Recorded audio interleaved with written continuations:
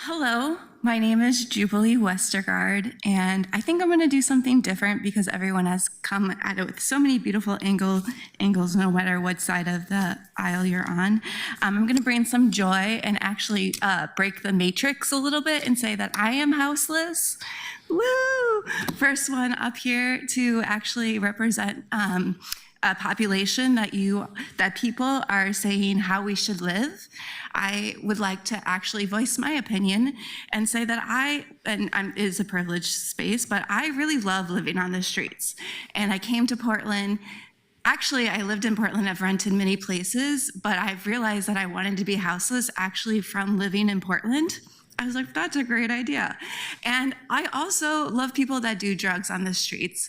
Oftentimes, I will do yoga on the streets, and people will think I am on drugs. I will have people try to sell me fentanyl, and I'll be like, no, I'm bone sober. But I believe that there is a frequency of living that we have lost touch to. We have talked a lot about today housing crisis, but I think that there is a tree crisis. I think that we should make camping and living outside not like a recreational thing. That's something you just do on the weekend or a holiday or whatever, that, sometimes you need to tap into your spirit and realize, you know what, I think I need a couple days outside. And I've decided to live my lifestyle here because we have the beautiful greenery space, and I wish to live respectfully. I don't want to litter and place everything, but I also want to establish that you don't need to have a stable place to feel stable inside your heart, your home. That kids, you know what, if there were past lives, what if kids were druggies back in the day? Like this fear of people on drugs, people will always be on drugs, and they are the shamans of our times because they're tapping into a frequency that we have long lost, forgotten.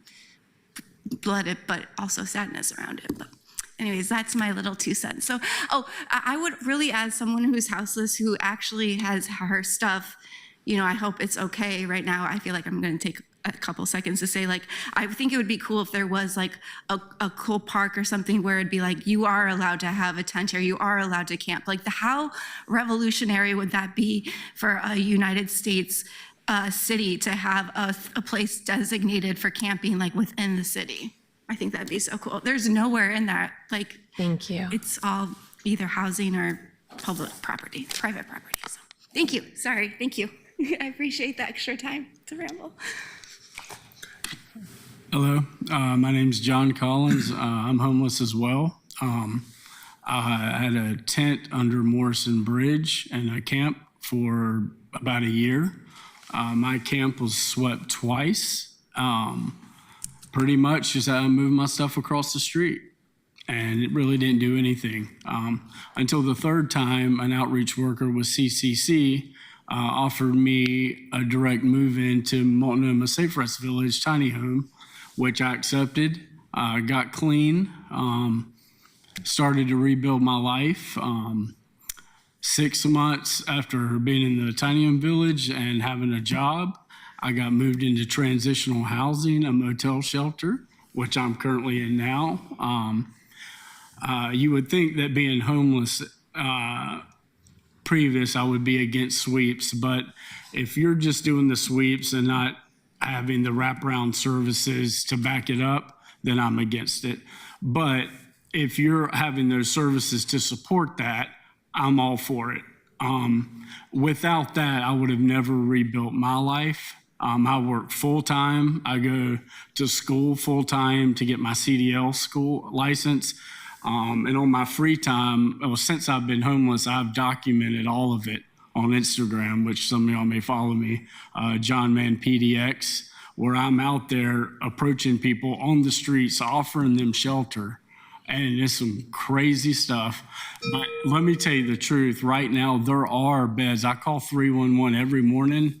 And in the last 90 days, every time I've called, there hasn't been one day where they've said there's no shelter.